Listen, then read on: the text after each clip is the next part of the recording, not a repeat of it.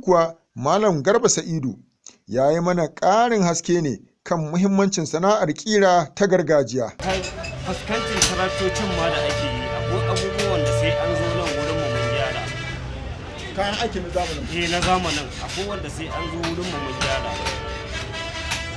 Ka gane, kuma sannan har yanzu alhamdulillah ana amfani da namu daidai gwargwado. Tunda fatanya da ake noma, garma da ake kuka ana amfani da su. Ba a jefar da mu, ko an jefar da mu ta wani bangaren muna still ma in ce maka muna kan bangaren har yanzu mu ba a jefar da mu, sai dai rashin ci gaba da muka samu akan gwamnati.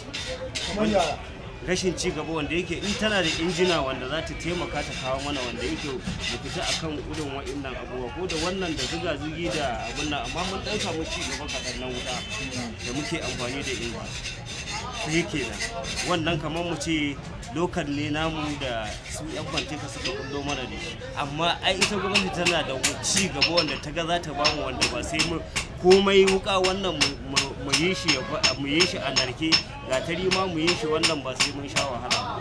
To rashin ci gaban mu da har yanzu da farko da muka samu iyayen mu na wahalar nan su da yan abu shine muke ci, kaga ba wannan ba wani ci gaba a gaba da wannan. Akwai hukumomi da suke bada bazu suka da manoma da wasu sana'o'i da sauransu. Shin kuma ƙira ba ku samun irin wannan? To sau da yawa an zo na ɗauke mu sunayen mu za a ba mu, amma ba wanda aka taba ba. A gaskiya fi sabila tunda da an ba mu kaga ai za mu samu wannan bashi shika, mu samu kayan da za mu sai na ci gaba da ake yi mun wa mai gaba. To ba ɗayan da ya taɓa zuwa wajen mu nan har an zo an ɗauki sunayen mu akan za a ba mu wannan bashi, ya zama shirme. Masu aiwatar da wannan sana'a ta ƙira a unguwar ta kawo Kaduna shine wani matashi mai suna Nuhu Adamu. Da farko dai muna kira game da duk wanda ya mallaki irin wannan sana'a ya zamanto yana daga cikin wanda yake dan gado. Har gobe muna kira daga cikin waɗanda suka riga suka yi rauni suka bar ainihin bangaren sana'an suka koma wani abu nan din, muna kokarin kira da sunan cewa su dawo gida a zo a ci gaba kamar yanayin yadda aka riga aka fara. Shin menene kiranka ga hukuma don ganin cewa ta tallafa wa musamman matasa ga irin wannan sana'a ta ƙira? To gaskiya a yanzu dai farko dai matsalolin da muke da shi suna da yawa na game da wannan al'amari. Farko dan ba ma kaman bana mutane da dama ma sun yi rauni game da sayan kayayyakin sanadiyan abubuwan da yake faruwa a bangaren dajika haka.